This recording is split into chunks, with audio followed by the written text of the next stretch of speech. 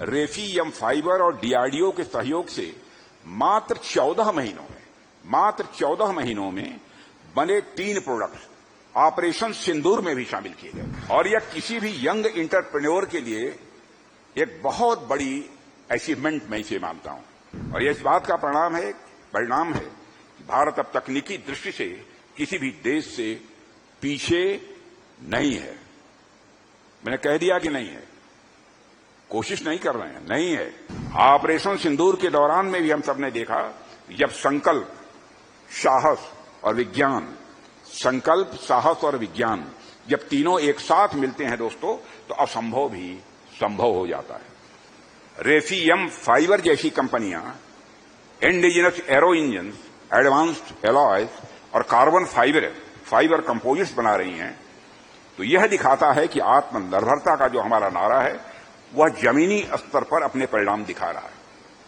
इस आत्मनिर्भरता की सबसे बड़ी ताकत यदि कोई है तो हमारे देश के नौजवान हैं, जिनमें जिज्ञासा भी है, जिनमें जज्बा भी है और कुछ कर दिखाने की जिनके मन के अंदर तड़पन भी है। मैं एक बात और आपको बताऊं, मुझे सुखद अनुभूति हुई जब मुझे यह बताया गया रेफीएम फाइबर और डीआरडीओ के सहयोग से मात्र 14 महीनों में बने 3 प्रोडक्ट्स ऑपरेशन सिंदूर में भी शामिल किए गए थे। और यह किसी भी यंग इंटरप्रेन्योर के लिए एक बहुत बड़ी अचीवमेंट मैं इसे मानता हूं। इससे बड़ा अचीवमेंट किसी यंग इंटरप्रेन्योर के लिए और दूसरा क्या हो सकता है। और यह इस बात का परिणाम है कि भारत अब तकनीकी दृष्टि से किसी भी देश से पीछे नहीं है। मैंने कह दिया कि नहीं है, कोशिश नहीं कर रहे हैं, नहीं है। ऑपरेशन सिंदूर के दौरान भी हम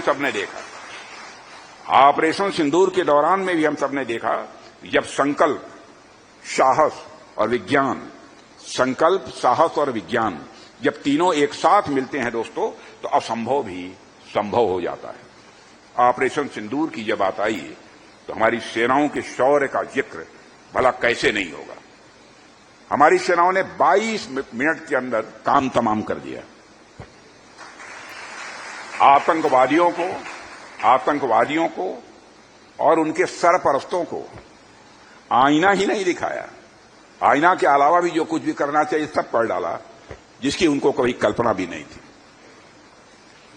और साथियों, ऑपरेशन सिंदूर अगर एक तरफ हमारे सेना के जवानों की वीरता की कहानी है, तो वहीं दूसरी तरफ आत्मनिर्भर भारत और हमारे वैज्ञानिकों और युवाओं के इनोवेशन यानी नवाचार की भी कहानी है।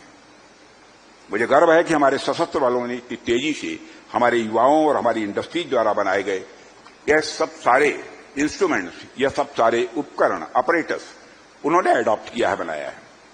और साथियों, जब 2014 में जनता ने हमें आशीर्वाद दिया और हमारी सरकार केंद्र में आई, तो प्रधानमंत्री जी ने रक्षा क्षेत्र में टेक्नोलॉजिकल डेवलपमेंट और इनोवेशन को बढ़ावा देने पर का संकल्प लिया। और उस समय हमारे सामने 2 रास्ते थे। एक रास्ता था कि हम केवल उन्हीं बड़ी कंपनियों पर निर्भर रहें जो परंपरागत रूप से डिफेंस सेक्टर में काम करती रही हैं, और दूसरा रास्ता यह था कि हम नए विचारों और नई ऊर्जा से भरे हुए उद्यमियों जैसे विकास मिश्रा इन्हें क्षेत्र में हम आने का अवसर दें। हमने दोनों रास्तों को संतुलित रूप से अपनाया है और एक और बड़ी कंपनियों को सहयोग देकर हमने उनकी क्षमता को और मजबूत किया है, वहीं दूसरी ओर स्टार्टअप्स और यंग इनोवेटर्स को भी आमंत्रित किया ताकि वे अपनी नई सोच और नई तकनीक के दम पर रक्षा क्षेत्र में एक बहुत बड़ा क्रांतिकारी बदलाव ला सकें। और इसी दिशा में हमने टेक्नोलॉजी डेवलपमेंट फंड भी शुरू किया है, नेशनल रिसर्च फाउंडेशन की स्थापना की है और डीआरडीओ व अन्य रिसर्च ऑर्गेनाइजेशंस को नए संसाधन और सहयोग भी दिया है। आईडेक्स और अदिति जैसी स्कीम्स भी लॉन्च की। मैं इन सब सारी चीजों की चर्चा इसलिए कर रहा हूं कि यहां पर हमारे इंजीनियर्स और बहुत सारे ऐसे इनोवेटर्स भी बैठे हैं जो काम कर रहे हैं। उनमें मोर देन 90% लोगों को इन सब सारी चीजों की जानकारी होगी।